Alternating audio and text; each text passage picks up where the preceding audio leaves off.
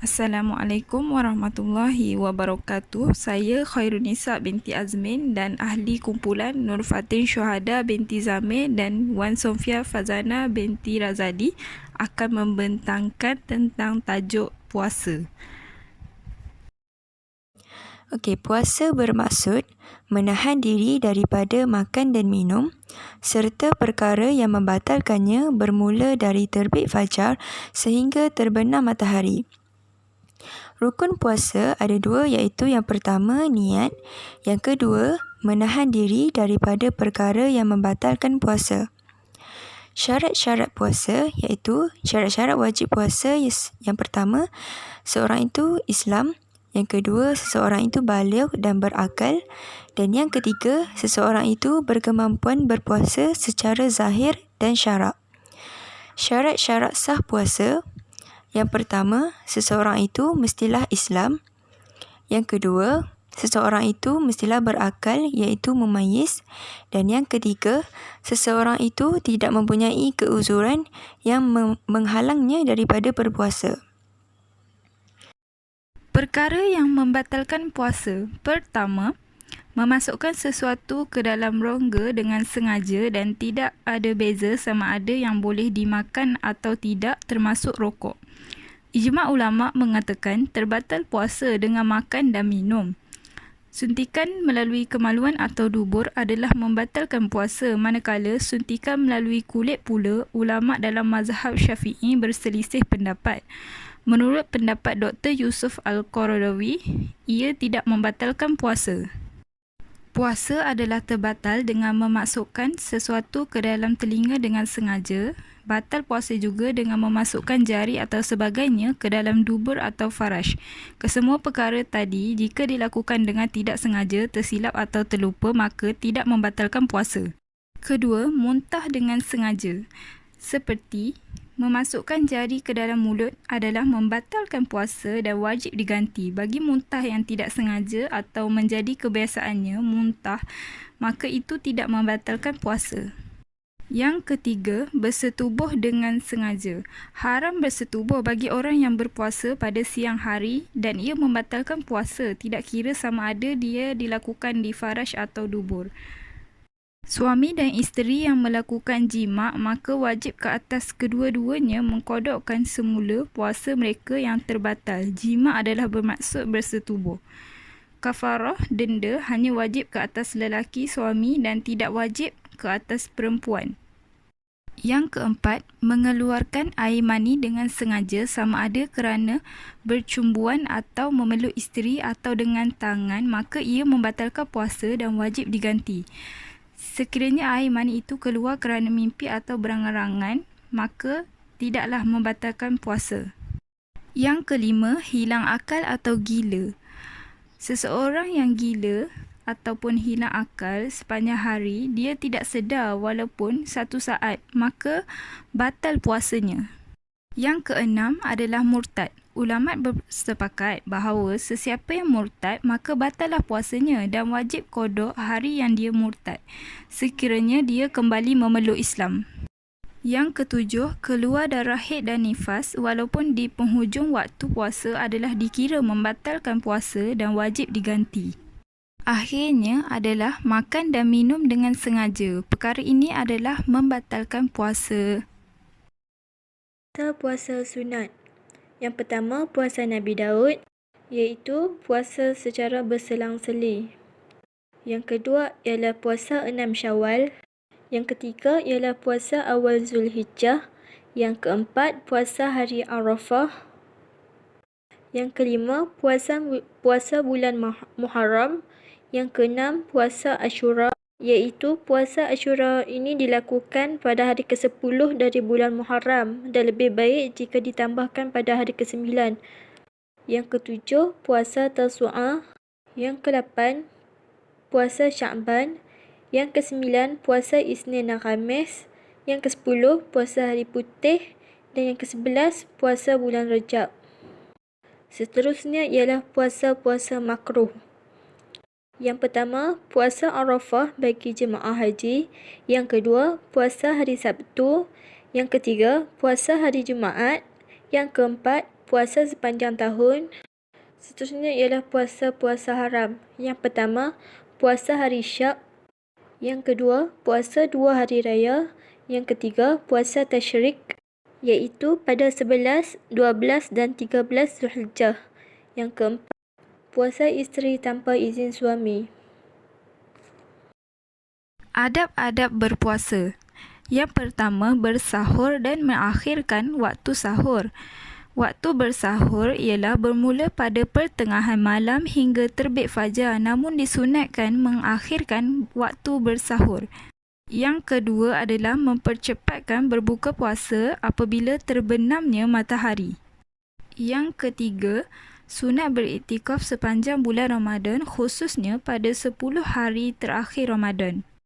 Yang keempat, tidak melakukan perkara yang bertentangan dengan kehendak dan tujuan puasa, seperti menyambung puasa, tidak berbuka selama 2 hari berturut-turut. Hukumnya adalah makruh menurut jumhur ulama', manakala pendapat yang paling sahih dalam mazhab Syafi'i pula adalah hukumnya haram.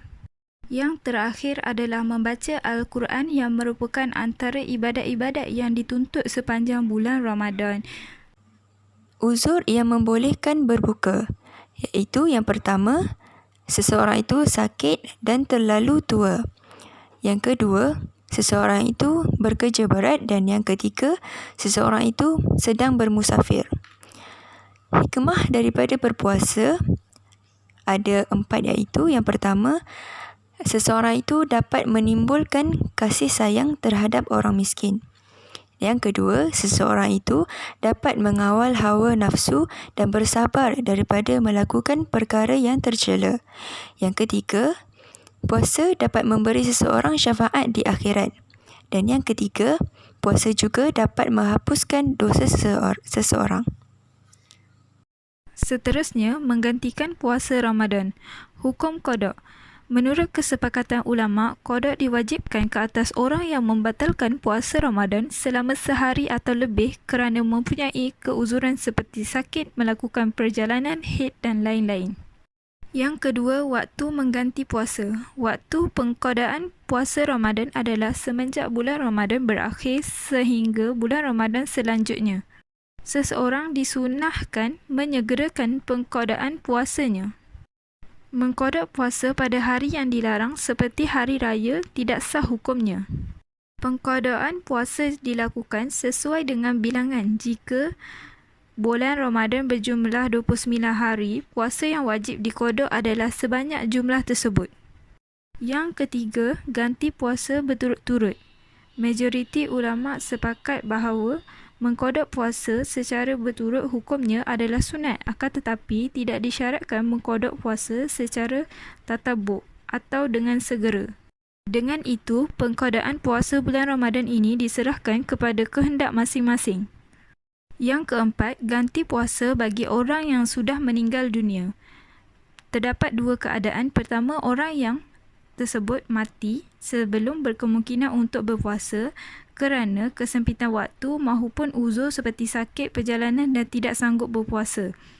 Menurut majoriti ulama', dia tidak meremehkan puasa dan dia juga tidak berdosa kerana pada saat itu puasa merupakan kewajiban yang tidak boleh dilaksanakannya sehinggalah dia meninggal dunia. Kedua, orang tersebut mati setelah dia berkemungkinan melakukan puasa. Orang yang mati seperti ini, menurut majoriti fuqaha', walinya tidak perlu berpuasa untuknya. Jika wali itu berpuasa untuknya, menurut kaul jadid mazhab Syafi'i, puasanya adalah tidak sah kerana puasa merupakan ibadah badaniyah mahdah. Puasa diwajibkan berdasarkan syarak. Oleh itu, ia tidak boleh diwakili oleh orang lain mahupun orang yang diwakili itu masih hidup mahupun sudah meninggal dunia. Seterusnya, ganti puasa yang ditinggalkan secara sengaja. Menurut mazhab Syafi'i berpendapat bahawa mengqada puasa dalam waktu yang sesegera mungkin hukumnya wajib bagi orang yang membatalkan puasa tanpa mempunyai keuzuran. Orang yang belum mengqada puasa Ramadan dimakruhkan melakukan puasa tatawuk. Puasa tatawuk ni adalah puasa seperti puasa sunat Isnin dan Khamis. Orang yang membatalkan puasa tanpa sebarang keuzuran, hukumnya adalah berdosa. Kafarat dalam puasa. Kafarat ini meliputi sebab-sebab yang mewajibkannya, hukumnya, dalilnya, jenisnya dan jumlahnya. Perkara yang mewajibkan kafarat ialah pembatalan puasa Ramadan secara khusus iaitu dilakukan secara sengaja dan atas kehendak sendiri. Hal ini menyebabkan kafarat ini diwajibkan kerana tindakan tersebut telah merosakkan kesucian puasa tanpa mempunyai keuzuran yang membolehkan pembatalan puasa. Yang kedua, hukum kafarat. Kafarat hanya diwajibkan kepada orang yang membatalkan puasa pada bulan Ramadan tanpa selainnya. Kafarat ini diwajibkan jika pembatalan puasa dilakukan dengan persetubuhan atau yang sejenisnya atau menurut mazhab Hanafi dan Maliki dengan makanan atau yang sejenisnya. Dalil kewajiban kafarat diriwayatkan oleh Abu Hurairah, Ibnu Majah dan Ibnu Taimiyah Al-Jad. Ibnu Taimiyah Al-Jad berkata, hadis ini memberikan bukti yang kuat bahawa penerapan kafarat diwajibkan secara berturutan. Dalam lahir lafal yang diriwayatkan oleh Ad-Duruqutni disebutkan bahawa perempuan yang disetubuhi berada dalam posisi yang terpaksa. Seterusnya, jenis kafarat. Jenis kafarat puasa ada 3, iaitu yang pertama, memerdekakan hamba sahaya, yang kedua, berpuasa selama 2 bulan berturut-turut, dan yang ketiga, memberi makan kepada 60 orang miskin. Menurut jumhur ulama, apabila seseorang tidak mampu memerdekakan hamba sahaya, contohnya kerana hamba sahayanya tidak ada, maka dia harus berpuasa selama 2 bulan berturut-turut. Jika dia tidak sanggup berpuasa selama 2 bulan tersebut, dia harus memberi makan kepada 60 orang miskin. Mazhab Syafi'i berpendapat bahawa seandainya seseorang membatalkan puasa kafaratnya sehari meskipun pada hari terakhir, dia harus memulai puasanya dari awal. Kafarah yang berganda. Ini adalah berlaku apabila persetubuhan. Menurut mazhab Hanafi dan Maliki, pembatalan puasa yang dilakukan dengan makan atau yang sejenisnya terjadi berulang lebih dari 1 kali, padahal kafarat yang pertama belum dilakukan. Pelakunya dihadapkan kepada pilihan kedua. Jika berulangnya pembatalan ini terjadi dalam 1 hari, menurut kesepakatan ulama, 1 kafarat sudah dipandang cukup. Jika berulangnya pembatalan ini terjadi dalam 2 hari atau lebih dari bulan Ramadan, menurut jumhur, kafaratnya harus 2 atau lebih, sesuai dengan hari yang puasanya dibatalkan, kerana setiap hari merupakan ibadah yang berdiri sendiri.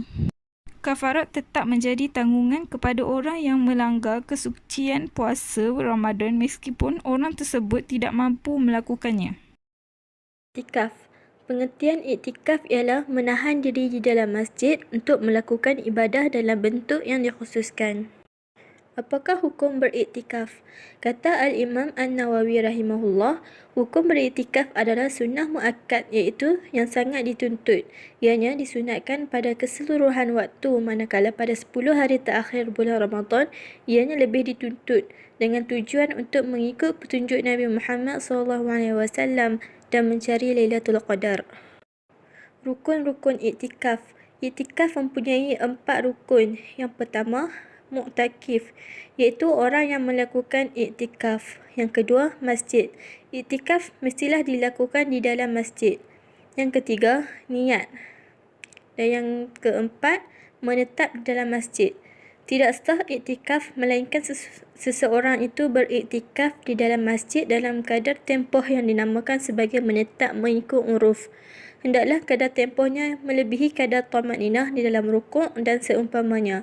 Tidak cukup sekadar melalui bahagian dalam masjid tanpa menetap di dalamnya, seperti seseorang itu masuk melalui suatu pintu dan keluar dari pintu yang lain. Perkara haram yang dilakukan oleh seseorang yang beriktikaf. Diharamkan buat orang yang sedang beriktikaf untuk bersetubuh dengan isterinya dalam keadaan beriktikaf. Perkara-perkara yang boleh dilakukan oleh orang yang beriktikaf. Yang pertama, memakai minyak wangi. Yang kedua, bercantik-cantik dalam pakaian. Yang ketiga, makan di dalam masjid. Yang lebih utama adalah makan di atas sofrah, iaitu kain lapik. Yang keempat, Boleh untuk berbekam di dalam masjid dengan syarat selamat dari sebarang percikan yang boleh mengotorkan masjid. Yang kelima, boleh untuk orang yang beriktikaf mengahwinkan orang lain. Yang keenam, bersungguh dalam membaca Al-Quran dan mengulang kaji ilmu. Yang ketujuh, berjual beli. Akan tetapi Imam An-Nawawi memakruhkan perbuatan ini kerana terdapat larangan akannya berdasarkan hadis yang sahih.